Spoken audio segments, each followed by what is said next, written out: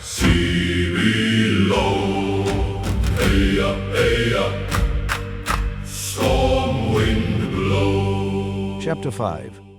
Mostly water. Oren Vael had learned that leaving was mostly water. Vision did not change that. Prophecy did not change that. A continent could rise in the mind with red cliffs, black trees, rivers wide enough to humble old maps, and birds with gold throats flashing through rain. None of it mattered if the third child on the second hull drank too much before first light, or if an old woman from North Lower fainted because her sons had packed grain where shade should have been. Water first? Always water first. That had been true when Oren was only a healer with ink on his sleeve and blood under his thumbnail. It remained true now that people called him Root Bearer and lowered their voices when he passed. He disliked the title. He also used it. That was one of the smaller corruptions. The night had larger ones available. The main pier had become a sick room with no roof. Too much heat, too many pulses, too many hands reaching for the wrong thing. Families moved in clots around water jars and seed crates. Sailors cursed over lashings. Children slept in baskets with ancestor masks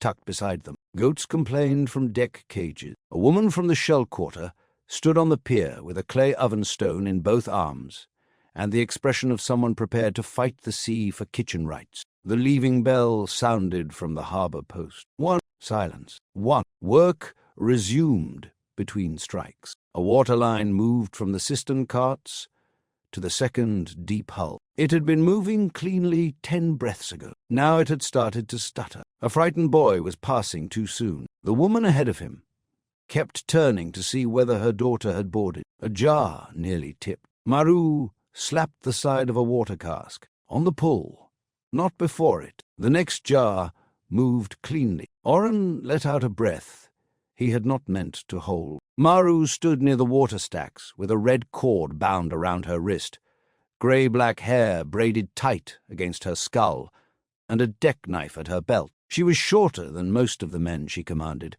and somehow took up more pier than all of them. Again she called. The line obeyed, not because the route had shown them ashore, not because Oren had spoken of rivers, because Maru's voice gave the next hand something to do. Oren leaned against the rootstaff and watched the jars move. The staff warmed under his hand. Not praise, not exactly. Approval was too human a word. The staff did not approve. It confirmed, it made the shape of a thing feel steadier. The water line, the hulls, the crowded pier, the decision already made, under the staff's green pressure, all of it settled as if the world had remembered its intended order. Oren loosened his grip. The staff cooled by a fraction. Good. He was still capable of loosening. That mattered. Probably. Root-bearer, a man stood before him with his wife, 3 children, 2 seed baskets, and a mother bent so deeply with age that her face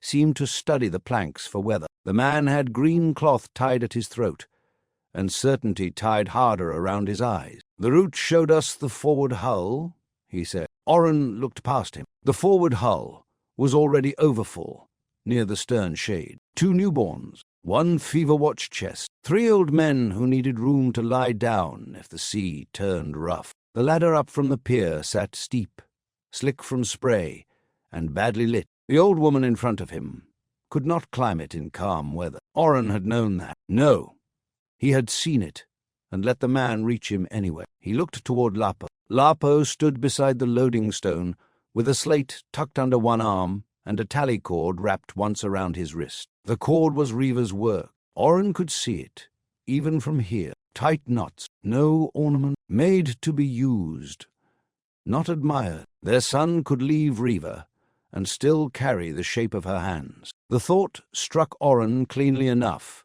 that his grip tightened around the staff. The green wood warmed. He eased his fingers open. "Ask Lapo," Oren said. The man's expression shifted. Not refusal. Confusion. A prophet should not send a man to a fever-thin boy with charcoal on his hands. But the wife had already turned. She knew. Mothers often found the practical voice first. Lapo looked up before they reached him. His eyes went first to the old woman's feet, then the ladder, then the coughing child, half hidden behind the seed baskets. "Second hull," he said. The man stiffened. Oren said forward. I said second. The root showed us forward. "The root is not carrying your mother." The old woman made a dry sound. "My knees have carried worse than him." Lapo's mouth twitched. "Not up that ladder." The wife shifted the smaller child against her hip. The child coughed into her shoulder. Lapo pointed at him. "He coughs when frightened. He coughs when awake," the man said. "Then he needs stern shade. Less smoke, less crowding. Second hull. But the vision can wait. While your mother climbs a ladder, she can survive." The man looked back at Oren. There it was. The request Oren knew too well. "Make this simple. Make my faith and my mother's knees point the same way." The staff warmed under his palm, ready to help. Oren did not lift it. "Second hull," he said. The man lowered his gaze. His wife moved first. The old woman gave Lapo one long look, then nodded as if approving a fish she had expected to spoil. "Boise's knees," she said. Lapo said, "Knees often tell the truth." That was Senara. So cleanly Senara that Oren had to look away. There was Tavaro in him, too, not in the face. Oren did not let himself look for faces. That path led nowhere good, but in the way Lapo stepped between danger and people before anyone asked, in the way his body moved before permission, in the way usefulness seemed to pull him by the ribs. Oren looked away from that thought as well. The staff warmed again, patient as a hand at the back of the neck. He shifted his grip until one of the pale knots pressed into his palm. 8 knots marked the rootstaff. They had not been there when he first saw it beneath black water. No, that was not true. He had not seen them at first. That was not the same thing. A sailor passed too close with a coil of wet rope. The rope brushed the staff. Green light ran through the wood. The sailor flinched. Oren did too. Not much. Enough. The sailor's gaze dropped to the pale knots. His face changed. Yaro's nephew, perhaps, or cousin. The west voyage had left too many kinship lines tangled around the dead. "Root-bearer," the sailor said. Oren inclined his head. The boy's mouth worked. For a moment, Oren thought he would say it. 8 names. Instead, the boy stepped back and carried the rope away. The staff cooled. Oren's hand ached from gripping it too tightly. He had asked. He had not forced. Not at first. The storm had already broken the first boat. Fever had already found 2 men. More spawn had circled beneath the hulls in the dark, patient and close enough that their backs scraped the planks. The old gods had given no answer. Tavaro had not been there. The staff had been below them in the water, green in blackness, visible only when lightning split the sky. Need had stood in the boat with them. Oren had given Need a voice. After that, who could say where choice ended? He could. That was the trouble. He could, if he let himself. "Do not drift on me, old man," Maru said. Oren looked up. She had crossed the pier without him noticing. That irritated him. He had once noticed every limp in a sick room before a patient reached the door. Now the staff widened some things and narrowed others. It made futures clear and nearby faces easy to miss. Maru set one hand on her hip. The swelling at her brow had darkened. "You are staring at the stick again. The stick is demanding. So is a cracked mast. I prefer the mast. It lies less." Oren glanced toward the hulls. How bad? How honest? Useful first. Second deep hull rides low on starboard. Third has a patched sail I would not trust to cover a dead dog. The paired fishing boats near the shallow dock need their lashings redone. Your green cloth boys keep tying blessings over knots I need to inspect. Also, a goat ate half the grain mark for North Lower. Oren closed his eyes. The goat again. The goat has made its views known. I will speak to the owner. Speak to Lapo.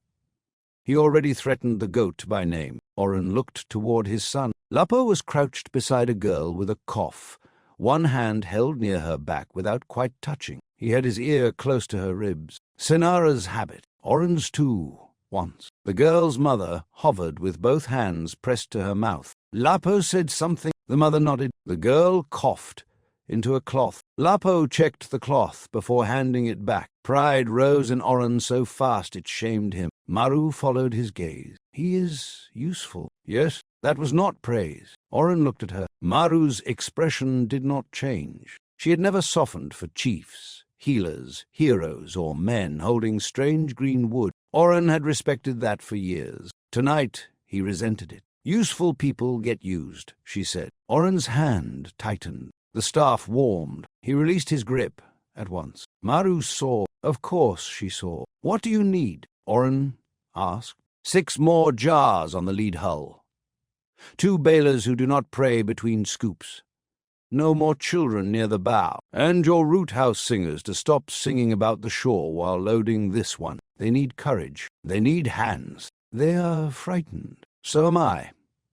My fear can tie knots. Oren nearly smiled. Maru pointed across the pier. Stop them. A cluster of young men and women stood near the largest hull, green strips around their wrists. They had begun the shore song again. Not loudly, not badly. The song had spread over the last week. Oren had not written it. That had mattered to him. Movements made songs when they became real, but the waterline beside them had slowed. 2 jars sat on the pier when they should already have been aboard. Oren lifted the staff. Maru's hand caught his wrist. Nearby, 2 root callers gasped. Maru did not let go. Voice first, she said. Oren looked down at her hand. Scarred knuckles, salt cracks, rope burn. A captain's hand, a mortal hand on the wrist that held green certainty. I was going to speak, he said. You were going to make them feel spoken to.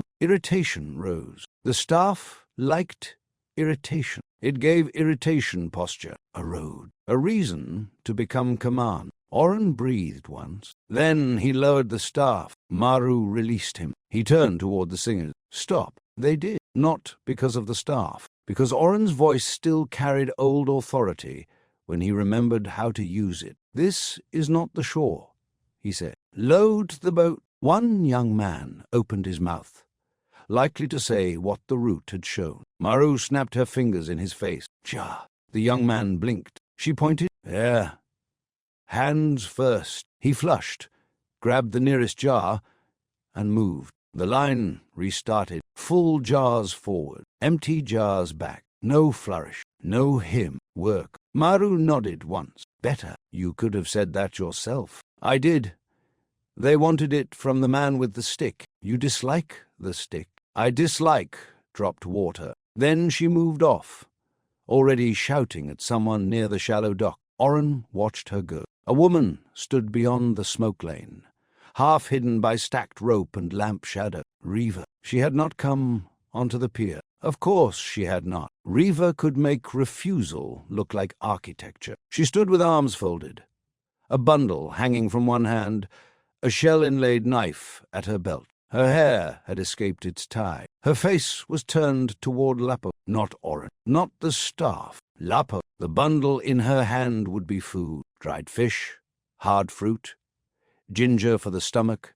Probably too much because fear overpacked when love was not allowed to drag a person home. She had always fed anger first, then grief, then, if the body had any sense, the body caught up. Lapo looked toward her. For one breath, the dock vanished between them. He did not go to her. She did not call. The bundle remained in her fist. Oren nearly stepped forward. The staff warmed. Comfort offered itself. He could call Lapo gently. He could tell the boy to take the food, kiss his mother, let the leaving be less cruel. He could tell Reva that the Eastern Road was real, that he was not mad, that the cost had not been for nothing, that if she came she might see him as he had meant to be seen. The staff made all of those wants feel generous. Oren kept still. Reva's eyes moved from Lapo to him. Even at that distance, he felt the shape of her judgment. She knew the angle of his lies. She had lived beside them before the staff taught them better posture. He looked away first. Father. The word still found Oren strangely. Not falsely, never falsely. He had cleaned fever from that mouth.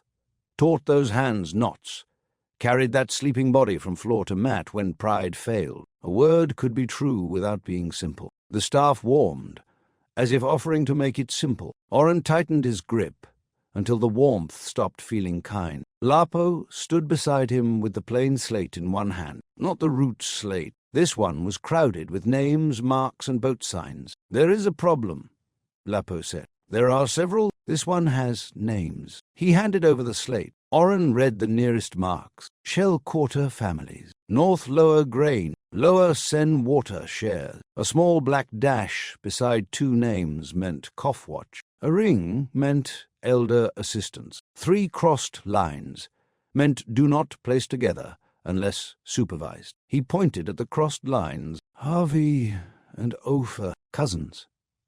They broke each other's teeth over a net claim last wet season. Ah, they are listed in the same sleeping section. Move 1. I did. Someone moved him back because Oren said the vision showed all Shell Quarter blood together. Lapo's tone did not accuse. That made it worse. When I say perhaps, Oren said, I am often heard badly. When you say perhaps, people hear permission. Oren smiled faintly. You sound like your mother. Lapo's face changed. Too much, too fast. Oren had meant Reva. Lapo heard Sinara first, then Reva, then perhaps both. Their family had become a room where every name opened 3 doors, and none led outside. Lapo looked down at the slate. Javi moves to 3rd hull. Otha stays on 2nd. The coffin girl should be near the stern shade, not under the sail bundles. And there is one family with 6 names and 7 sleeping mats. Oren frowned. A child or someone not listed? That mattered. Oren looked toward the pier. Which family? Green sash. 2 boys. 1 girl, grandmother with a cane. Mother keeps looking at the shallow dock. Find out? I tried. She said the mat was for supplies. Was it? No one packs a sleeping mat for dried fish. Oren handed the slate back. Take Maru. She will frighten them. Good. Lapo almost smiled. Almost. Then his eyes moved to the staff. The almost smile vanished. What is it? Oren asked. Lapo's thumb slid over the tally cord at his wrist. Reva's knots. Reva's hands. Reva beyond the smoke lane. Refusing the pier and not refusing the sun. Sonara will come, Lapo said. The words were not a question. Oren looked toward the hill. The workhouse was hidden behind lower roofs and smoke sheds, but everyone in the capital knew where it sat. Some places became directions by being needed too often. She may not, Oren said. She will if Tavaro tells her. He may not. He will. Oren heard the certainty and knew it was Lapo's own. That was worse. Sonara will try to stop you, Oren said. Us, you. Lapo flinched. Oren regretted the precision. Sonara would have approved it. Reva would have thrown something. Lapo looked back toward the workhouse hill. I did not tell her. No, I should have. Yes, you could lie. I could. Oren's mouth felt dry. You count too well now. The boy's mouth tightened. No, not boy. Man, son, not symbol, not symbol. The staff warmed under Oren's hand. He shifted it away from Lapo. Too late. Lapo had seen the movement. What did it cost? Lapo asked. Oren did not answer. The pier noise seemed to move farther away. Water jars. Maru's commands. Rope, gulls, children, goats. The leaving bell. All of it remained. But the space between father and son narrowed until only the staff stood in it. What did what cost? Oren asked. Lapo's eyes lifted. Soft eyes, Reva had once said when Lapo was small and sleeping in a pile of net cloth. He will suffer from those. Men with soft eyes either learn cruelty or get used by it. Oren had said, not ours. Reva had laughed in his face. The staff, Lapo said, the west journey. The men who did not come back. Oren breathed in. The staff warmed, gentle as shade. There were many true answers. Storm, fever, more spawn. The road, need, choice, sacrifice. His hand, his voice. Their eyes in green lightning. A choice made in terror was still a choice, was it not? He said.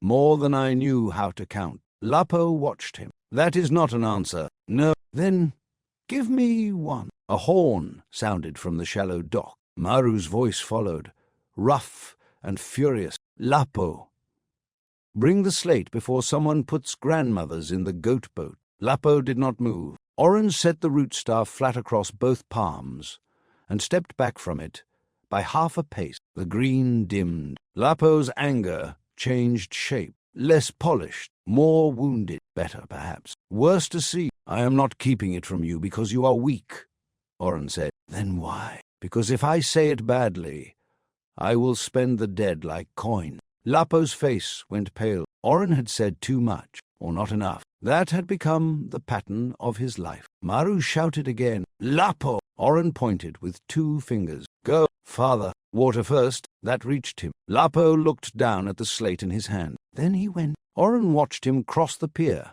quick despite exhaustion, shoulders too narrow for the number of bodies he carried in his head. A family stopped him. He answered without pausing. A frightened boy stood frozen with a rope in both hands, near tears. Lapo took the rope, put one end back in the boy's grip, and pointed him toward Maru. Hold that until she curses at you, Lapo said. The boy stared. Then you are helping. The boy nodded and ran. Oren's throat tightened. When Oren spoke, people lifted their heads. When Lapo pointed, they moved their jaws. This was what he had wanted, was it not? A people no longer organized around one wounded immortal, a road not raised by Tavaro's hand. Mortal skill, mortal courage. Lapo catching wrong names and bad ladders. Maru making fear useful. Families choosing under no one's wing. The staff warmed against his palm. Oren looked down. His hand had closed around the 8 knots, all of them. He opened his fingers. A man approached from the lower shrine road, bent,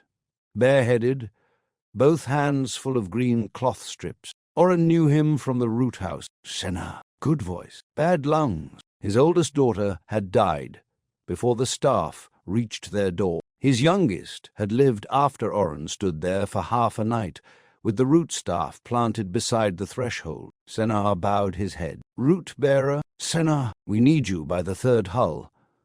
There is fear there. There is fear everywhere. This one is spreading. Oren followed him. The 3rd hull sat lower than he liked, though not yet dangerously. Its forward deck had become crowded around a woman who refused to board. She stood on the pier with a sleeping boy in her arms, and a girl pressed against her leg. The girl had one hand wrapped in her mother's skirt, and the other around a carved ancestor mask. I saw the river, the woman kept saying. I saw it. I saw it. No one moved toward her. Oren understood at once. Vision had not failed her. It had left her with both futures, shore and water, red cliffs and drowning. The root could make the eastern land feel near. It could not stop a mother from feeling the weight of the child in her arms. Oren stepped into the circle. The staff brightened. The woman looked at him with desperate anger. Tell me he knew what she wanted. Tell me he will live. Tell me I am not killing him. Tell me the vision will hold when the sea rises. The staff grew warm. Words offered themselves, smooth and bright. The root has shown us the way. Your son will walk beneath black trees. Fear is the old shore calling you back. Oren closed his hand until the wood bit his palm. I cannot promise the sea will spare him, he said. Several people stirred. Senna looked alarmed. The woman's face crumpled. Then why am I here? Oren looked at the child asleep against her shoulder. The boy's mouth was open, one cheek damp with sweat. Fever. No.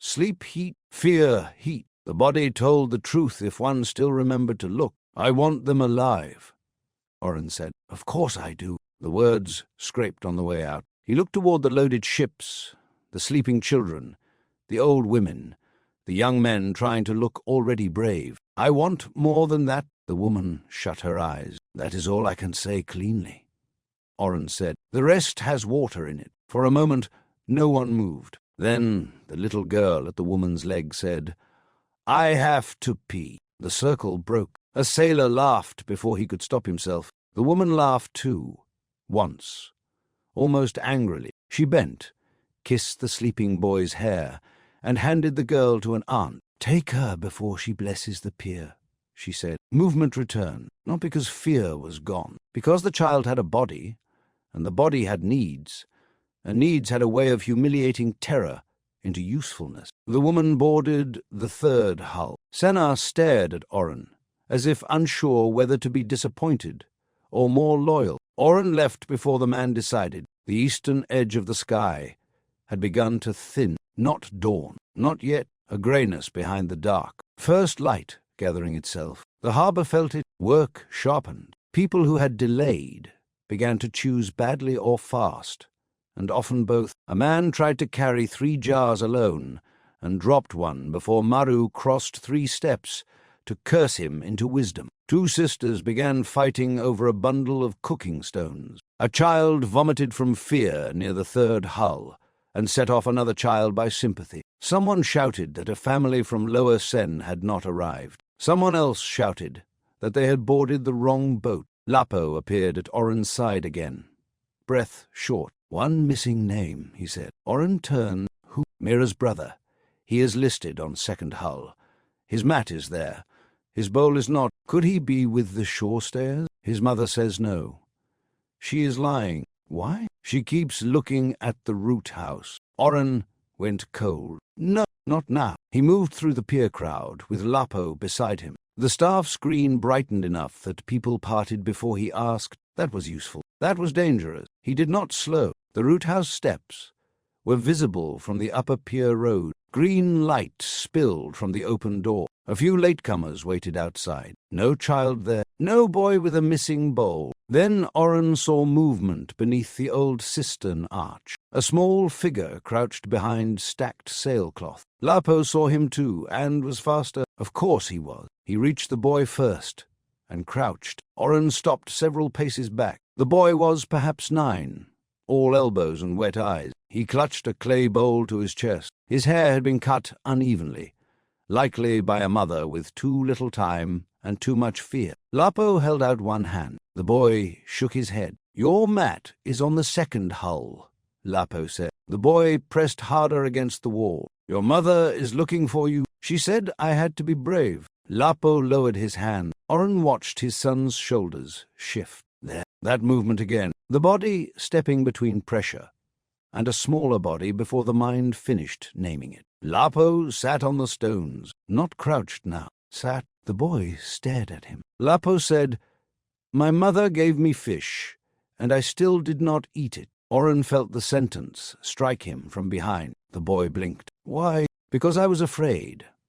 And afraid people are stupid about food." The boy looked at the bowl in his arms. "I am not afraid." "Law," Lapo said. "You are under a cistern, because bowls enjoy shade." The boy's mouth trembled. Lapo waited. Oren did too. The staff warmed. Oren could make the boy stand. Not roughly, not cruelly. A touch of green certainty. A fatherly word, an image of the eastern river. The boy would straighten, wipe his face, and walk to the hull believing he had chosen courage. Oren did not move. Lapo held out his hand again. "Come on, bring the bowl. If you leave it, your mother will say something sharp and correct." The boy sniffed. "She always does. So do mothers." He took Lapo's hand. Oren looked away. Too much feeling could become hunger if one held a staff while feeling it. They returned the boy to his family. His mother seized him, scolded him, kissed his hair, scolded him again, and then noticed Oren watching. Shame crossed her face. Oren shook his head once. No confession needed, no punishment, not for fear. The boy boarded with his bowl. Lapo stayed near the gangplank after the family crossed. He had gone pale around the mouth. "You should eat," Oren said. "I ate." "Where?" Lapo did not answer. Oren almost smiled, despite everything. "That means Reva found you." His son looked toward the smoke lane. Reva was gone now. The bundle was not. It sat beside a mooring post near the edge of the pier, half hidden from the crowd, tied with a mean, practical knot. Lapo saw it and went very still. Oren should have said, "Take it." He should have said, "She came." He should have said, "Your mother loves you badly tonight because no one can do it well." Instead, he said nothing. Lapo crossed to the post and picked up the bundle. His fingers touched the knot once before he opened it. Dried fish, hard fruit, ginger, 2 strips of smoked shell meat, a small packet of fever leaf, though Sonara would have objected to how it was wrapped, a folded scrap of cloth. Lapo unfolded it. Whatever was written, there was not for Oren. Lapo read it once. His face broke, only for a breath. Then he folded the cloth and tucked it inside his tunic. What did she say? Oren asked, before wisdom stopped him. Lapo tied the bundle shut. Eat. Of course, Reva had spent all her words on the most necessary command. Oren's throat tightened. Lapo put a strip of dried fish in his mouth and chewed, as if each movement cost pride. "Good," Oren said. Lapo did not answer. The rootstaff pulsed. Both men looked down. The green inside the wood had shifted, not toward the ships, toward the lower market. No, toward the shadow beside the net frames. Oren turned. A man stood near the far pier post. Not on the dock, not yet. In the shadow beside, stacked sailcloth and bodies moving past him. Large, leaning left, one hand pressed against his side, the other held tight near his bandaged wrist. Even before Oren saw his face, the rootstaff knew him. Green light moved inside the wood, quick and eager. The air changed, not for everyone, not yet, only where power recognized power. The rootstaff reached like a root toward water. Far off, under blood and bandage, the skybone line answered with a white recoil Oren could almost feel in his own bones. Tavaro was near. Lapo saw him. His hand tightened around Reva's food bundle. Oren looked once toward the smoke lane, where Reva had stood. Empty, he looked toward the loaded ships. Too many people, too little dawn. Not enough water, not enough rope, not enough honesty to make any of this safe. Maru's voice cut across the pier. On the pull, not before it, the water line moved. Lapo still watched Tavaro. The staff warmed in Oren's hand. He had already paid too much to stop at the edge of the road. That was the most dangerous kind of courage. Oren lifted the rootstaff and called the next family forward. Hey up, water first. Hey up, Bell in the dark. One strike, silence, one strike. work, Load the jars before the spark.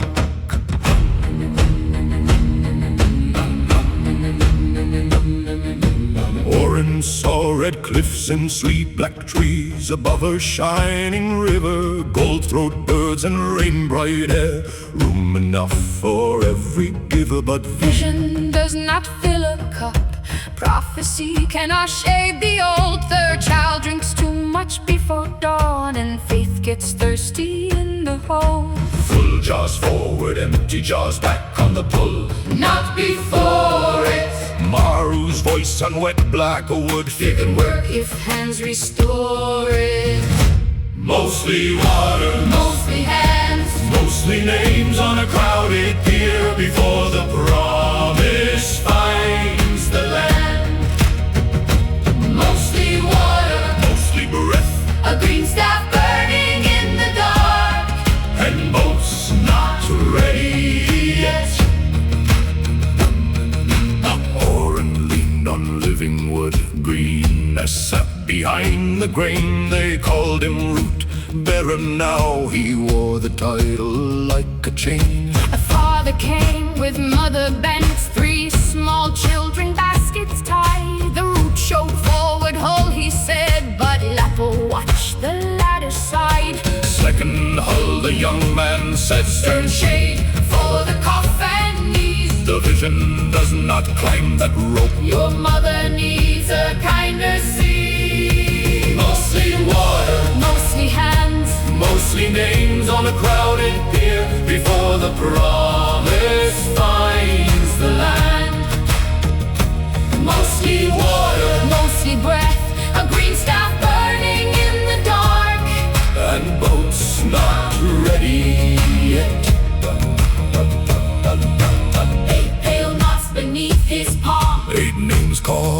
driftwood bones. Storm and fever, moor and road. No dead man should be spent alone. Maru caught his staff hand once. Voice first, old man, use your throat. Songs can wait for another shore. Right now, we load the boat. Reva stood beyond the smoke. Food tied hard beside the post. Dried fish, ginger, bitter leaf. Love can leave and still come close. Lapo found the folded cloth. Read one word and nearly broke. Ate, she wrote, and nothing more. So he chewed through grief and smoke. A child hid beneath the archboard. Bull held tight against his chest. Lapo sat upon the stone. And let the boy be scared to death. Come on, bring the bowl, he said. Mother speak in sharp reply. He led him back without green fire. No holy lie inside his eyes. Mostly water, Mostly hands. mostly names on a crowded pier. Before the promise finds The land. mostly water Mostly breath. A green star burning in the dark. and boats not ready yet. Water first. Hold the line, Full jars forward, empty jars back. dawn is cutting through the brine. Then the rootstaff turned its glow. Toward the shadow by the sail. Tavaro stood with bandaged wrist. Storm and salt across his trail. Greenwood reached white line, recoil. Lapo froze with food in hand.